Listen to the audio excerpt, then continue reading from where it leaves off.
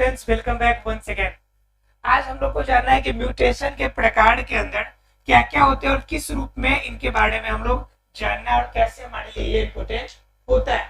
तो म्यूटेशन के प्रकार में हमने बताया था आपको कि एक तो होता है कि क्रोमोसोम की संख्या में वृद्धि हो जाए, अर्थात कि दो तरह के आपके बताए थे आपको कि क्रोमोसोम में परिवर्तन, एक तो क्रोमोसोम में परिवर्तन के आधार पे और दूसरा क्या था हमारा जीन में परिवर्तन के आधार पे। जीन में परिवर्तन के आधार पर और क्रोमोसोम के परिवर्तन में भी दो तरह का हमने बताया था आपको, ठीक है। क्रोमोसोम में परिवर्तन के आधार पर दो तरह बताए थे कि एक में होगा कि क्रोमोसोम की संख्या में परिवर्तन कर दे, क्रोमोसोम्स की संख्या में परिवर्तन, ठीक है। और दूसरा क्या था आपका कि इनकी संरचना में परिवर्तन, क्रोमोसोम्स की संरचना में परिवर्तन, संरचना में परिवर्तन। तो दो प्रकार थे। अब इनके अंदर भी क्रोमोसोम की संख्या में परिवर्तन भी ये दो तरह के थे। एक तो कहा जाता है सगुणिता, एक तो होता है सगुणिता, अर्थात कि सगुणिता को हम क्या कहते हैं हिंदी में, सगुणिता को इंग्लिश में कहते हैं हम लोग यूप्लॉइडी। क्या कहते हैं हम लोग? यूप्लॉइडी, यानी कि सगुणिता अर्थात कि गुणक के रूप में। और दूसरा क्या होता है? असगुणिता, असगुणिता, ठीक है। तो इतना हम लोगों ने जाना था। अब हम लोग स्टार्ट करेंगे कहां से? सगुणिता से पहले हम लोग जानेंगे क्रोमोसोम की संख्या में परिवर्तन वाले को, इनके आधार पे फिर इसकी ये जान लेंगे, फिर क्रोमोसोम की संरचना परिवर्तन करेंगे, फिर जीन के बारे में। तो पहला टॉपिक आज जो हमें पढ़ना है वो पढ़ना है क्रोमोसोम्स की संख्या में परिवर्तन के आधार पर म्यूटेशन। क्या पढ़ना है हम लोग को? क्रोमोसोम की संख्या में परिवर्तन के आधार पर म्यूटेशन। तो कहता है क्या कि क्रोमोसोम के संख्या में परिवर्तन का मतलब क्या होता है कि किसी भी जीव के अंदर, किसी भी जीव के अंदर, जीव में जनरली जो क्रोमोसोम होंगे, जीव में क्रोमोसोम किस रूप में रहते हैं? तो 2n के फॉर्म में रहते हैं। क्रोमोसोम कैसे रहेंगे? तो 2n के फॉर्म में रहेंगे। जैसे मान लीजिए मानव शरीर की बात करें तो हमारे यहाँ पे हमारे शरीर के अंदर क्या होगा? 2n के फॉर्म में कितना होगा? 46 होगा, अर्थात कि 46 जोड़ा होगा। क्लियर? उसी तरह से आप क्या करेंगे, अगर मक्के के अंदर जाएंगे तो 2n = 8 हो जाएगा, ठीक है। या फिर किसी में जाइएगा तो 2n = 16 हो जाएगा, 2n = 40 हो जाएगा। तो इस तरह की संरचनाएं जो देखने को मिलती है, तो ये क्रोमोसोम की संरचना है। तो क्रोमोसोम हमेशा किस फॉर्म में रहेगा? 2n के फॉर्म में रहेगा। और 2n के फॉर्म में रहेगा तो हमेशा ये जोड़े के रूप में रहेगा। अब बात आती है कि क्रोमोसोम की संख्या में परिवर्तन या उसके लिए, तो मैंने कल भी बताया था आपको कि संख्या में हो सकता है कि आपका 2 बढ़ जाए, 1 बढ़ जाए, इसमें से 2 की हानि हो जाए, 1 की हानि हो जाए, किसी भी रूप में इनमें परिवर्तन हो सकता है, ठीक है। तो ये कहलाता है कि क्रोमोसोम की संख्या में परिवर्तन अर्थात 2n के फॉर्म में रहेगा और इनमें जो परिवर्तन होंगे और उनके आधार से जो म्यूटेशन होगा उसी को हम कहते हैं क्रोमोसोम्स की संख्या में परिवर्तन के आधार पर म्यूटेशन। क्लियर है आप लोग को? अर्थात कि क्रोमोसोम की संख्या बदलेगी और म्यूटेशन होगा। क्लियर? अब देखिए इसमें जानना हम लोग को सगुणिता के बारे में। किसके बारे में जानना है? सगुणिता। सगुणिता क्या कहता है कि सगुणिता कहता है कि हम गुणक रूप में बढ़ेंगे। किसके रूप में बढ़ेंगे? गुणक के रूप में बढ़ेंगे, गुणक के रूप में बढ़ना। ध्यान से एक एक वर्ड समझिएगा। सगुणिता, स मतलब 7, स का मतलब क्या? 7, और गुणिता का मतलब कि गुणन। मतलब क्या? गुणन के साथ बढ़ेगा, मतलब कि 2 से है तो 2 गुना बढ़ जाएगा तो 4 हो जाएगा, फिर उसका 3 गुना हो जाएगा तो कितना हो जाएगा? 6 हो जाएंगे। तो ये गुणज के रूप में बढ़ेगा। किसके रूप में बढ़ेगा? गुणज के रूप में गुणन करके या आगे की तरफ बढ़ेगा। पहला नंबर बात। दूसरा नंबर बात क्या होता है कि सगुणिता जो बढ़ेगा, गुणक के रूप में बढ़ेगा, लेकिन इसका एक कंडीशन है कि सिर्फ और सिर्फ ये अगुणित, ध्यान दीजिएगा बहुत इंपॉर्टेंट है, ऑब्जेक्टिव क्वेश्चन ऐसे बनेंगे, अगुणित क्रोमोसोम्स के अंदर इनमें वृद्धि होती है। अगुणित क्रोमोसोम्स में म्यूटेशन होता है, इसमें जो होगा यह किसमें होगा, तो अगुणित क्रोमोसोम में। अगुणित क्रोमोसोम कब होगा, अभी तो हमने कहा 2n के फॉर्म में रहेगा, मतलब द्विगुणित होता है, तो ये अगुणित कब रहेगा, तो अगुणित होगा भाई, ये कब होगा, जब इनके अंदर कोशिका विभाजन होगी, तो एक तरफ 23 और दूसरे तरफ 23, तो यह दोनों अगुणित अवस्था में हो जाएंगे। यह कौन सा अवस्था होगा, अगुणित अवस्था होगा। कौन सा अवस्था होगा, अगुणित अवस्था होगा। तो अगुणित में 23 इधर है, 23 इधर है। अब इनमें क्या होगा कि किसी एक में, अगुणित का मतलब क्या है कि किसी एक में क्या होगा कि अवृद्धि हो जाए। जैसे मान लीजिए 23 है, तो 23 में आपका अगर डबल बढ़, जैसे मान लीजिए कि ए के फॉर्म में है, अब एक और ए बढ़ जाए तो 3 को बढ़ गया, तो 3 बढ़ेगा तो क्या कहलाएगा, इसे हम लोग कहेंगे ट्राई। 4 बढ़ जाए, 4 ए के फॉर्म में आ जाए तो इसे कहेंगे टेट्रा। ठीक है, अगर 5 बढ़ जाए तो इसे क्या कहेंगे, इसे कहेंगे पेंटा। मतलब क्या कि यह कितना गुना बढ़ रहा है, कितना गुना बढ़ रहा है, उसी के अकॉर्डिंग इसका नामकरण होगा। मतलब क्या, सगुणिता क्या कहता है कि यह गुणक के रूप में बढ़ेगा। पहला केस याद रखिएगा, इसका केस, पहला केस क्या है कि हमेशा गुणक के रूप में बढ़ेगा, यानी 2 गुना, 3 गुना, 4 गुना, 5 गुना, यह अलग अलग रूप में गुणक के रूप में बढ़ेगा। और गुणक के रूप में बढ़ने के साथ क्या होगा कि यह बढ़ेगा कब, किसके साथ, तो अगुणित क्रोमोसोम में ये म्यूटेशन करेगा, यानी अगुणित क्रोमोसोम में ही वृद्धि हो।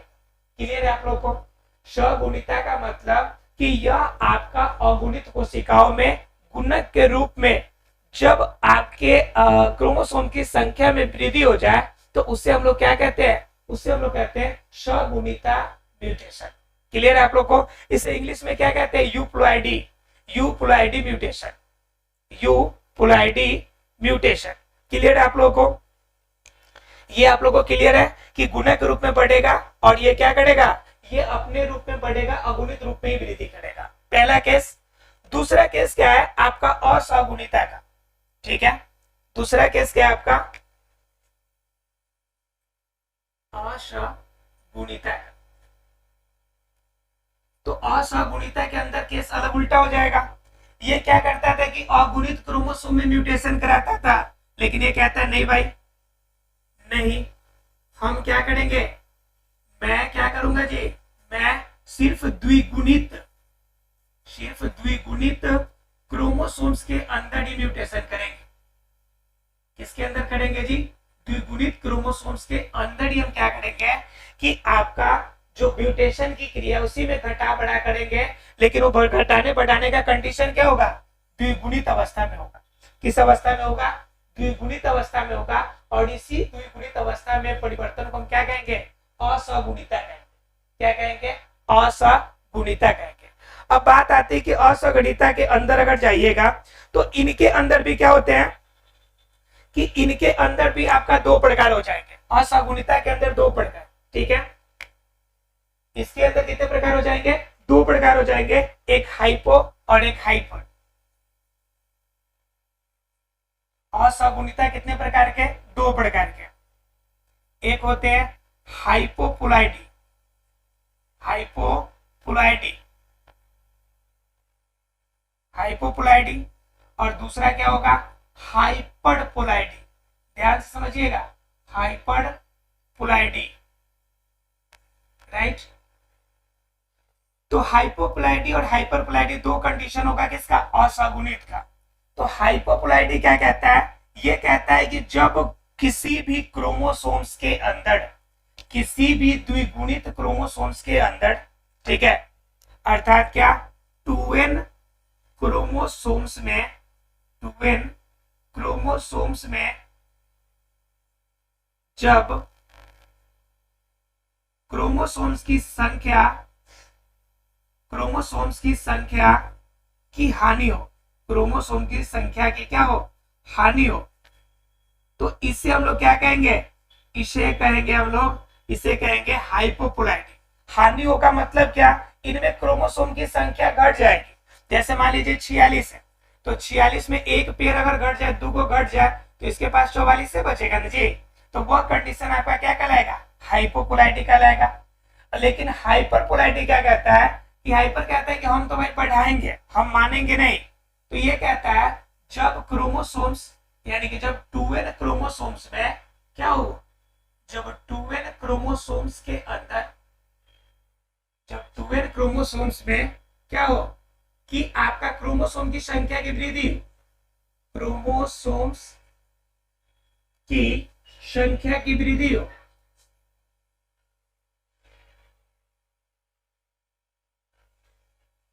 वृद्धि, तो उसे हम लोग क्या कहेंगे, तो उसे कहेंगे हम लोग हाइपरपोलैरिटी।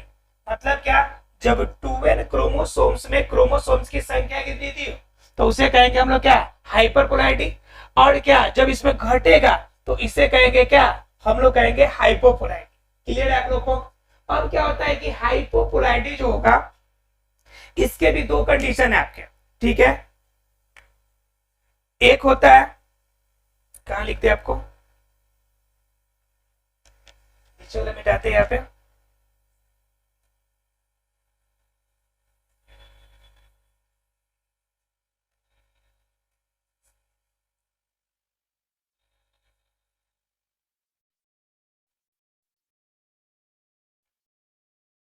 देखिए तो हाइपोपोलैरिटी के अंदर भी दो कंडीशन। हाइपोपोलैरिटी में फिर ये क्या होगा, आगे चल के दो भागों में बटेगा। एक होगा मोनोसेमी, मोनोसेमी पहला कंडीशन, और दूसरा क्या होगा, नीलोसेमी।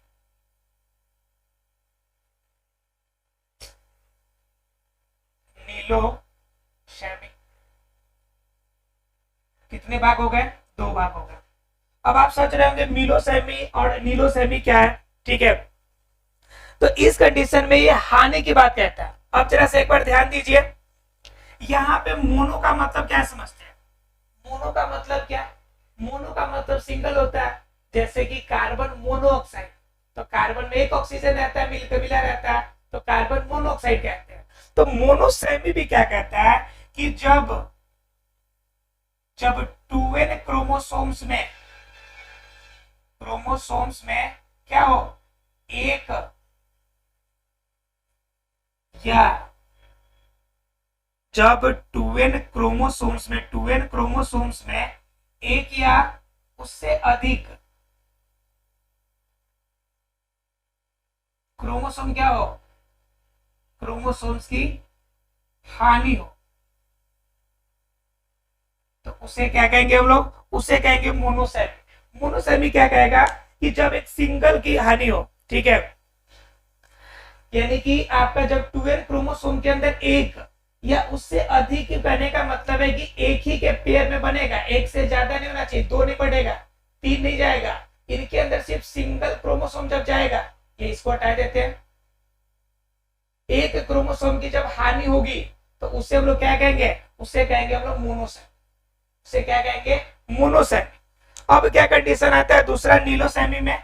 इसके अंदर क्या होगा कि जब 2n क्रोमोसोम्स के अंदर, 2n क्रोमोसोम्स में क्या हो जाए कि इसके अंदर आपके पेयर में, जब पेयर में अर्थात कि जोड़े के रूप में, अर्थात कि दो क्रोमोसोम की हानि, दो क्रोमोसोम्स की, या हो सकता है कि उससे अधिक, पेयर मतलब दो, दो या चार भी हो सकते हैं, तो दो या दो से अधिक क्रोमोसोम की जब हानि होगी तो यह कंडीशन कहलाता है आपका नीलोसेमी।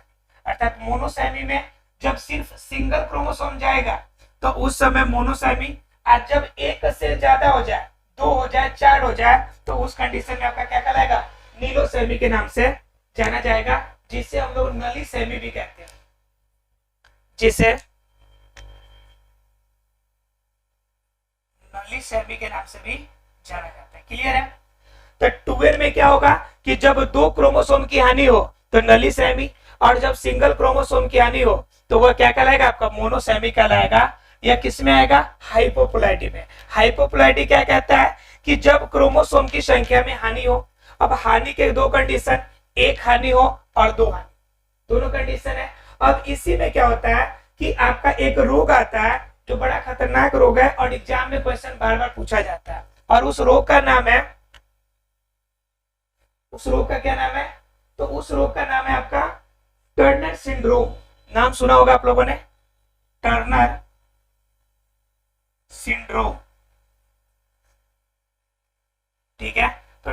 सिंड्रोम क्या होता है कि जब किसी भी 2n क्रोमोसोम में एक क्रोमोसोम की जब हानि होगी तो वहां पे एक रोग पैदा होगा जिसे हम लोग क्या कहते हैं, टर्नर सिंड्रोम कहते हैं। इसे क्या क्या कहते हैं, टर्नर सिंड्रोम। लेकिन जब यहाँ पे 2 क्रोमोसोम अगर बाहर चला जाएगा तो उस समय ऐसा नहीं कि बीमारी नहीं होगा, उस कंडीशन में बीमारी होगा। और उस कंडीशन के जो बीमारी होंगे उसमें कहते हैं कि हम लोग जीवन क्षमता कम हो जाती है। जीवन क्षमता जो होती है, जीवन क्षमता या जो जीवन शक्ति है यह कमजोर हो जाती है, कमजोर हो जाती है। तो कंडीशन आपके दोनों होंगे कि मोनोसैमी में अगर घटेगा प्रॉब्लम क्रिएट करेगा, 2 को घटेगा तो भी प्रॉब्लम क्रिएट करेगा। अर्थात दोनों केस आपके लिए खतरनाक है कि म्यूटेशन की केस होंगी तो उस कंडीशन में आपके लिए प्रॉब्लम होगा। एग्जाम में सीधा आता है टर्नर सिंड्रोम। ऑप्शन क्वेश्चंस कैसे आएंगे वो समझ लीजिए आप। एग्जाम में क्वेश्चन आएगा कि जब किसी क्रोमोसोम के अंदर, जब किसी 2n क्रोमोसोम्स के अंदर अगर एक क्रोमोसोम की हानि होती है तो बताइए कि वहां पे कौन सा रोग होगा। ऑप्शन में देगा जीवन क्षमता की कमी, पहला ऑप्शन। दूसरा ऑप्शन होगा डाउन सिंड्रोम, तीसरा ऑप्शन होगा टर्नर सिंड्रोम और चौथा ऑप्शन होगा इनमें से कोई नहीं। ठीक है, तो आपको ध्यान रखना है कि आपको ये डाउन सिंड्रोम पे नहीं जाना है, आपको जीवन क्षमता की कमी पे नहीं जाना है, आपको किस पे जाना है, आपको जाना है टर्नर सिंड्रोम पे। क्योंकि मोनोसैमी में प्रॉब्लम कौन सी होगी, टर्नर सिंड्रोम की प्रॉब्लम होगी। तो ऐसा क्लियर हो गया होगा हाइपोपोलैरिटी आप लोग को। हाइपोपोलैरिटी क्लियर हो गया तो हम लोग जानेंगे अब किसके बारे में, हाइपरपोलैरिटी के बारे में। ठीक है, किसके बारे में जानेंगे, हाइपरपोलैरिटी का। जैसे इसमें केस था वैसे उसके अंदर भी केस है। ठीक है, तो उसके अंदर क्या केस है वो देखिए। तो उसके अंदर भी आपका, उसके अंदर 3 केस है। हाइपरपोलैरिटी के अंदर कितने केस है आपके, 3। तो पहला देखिए,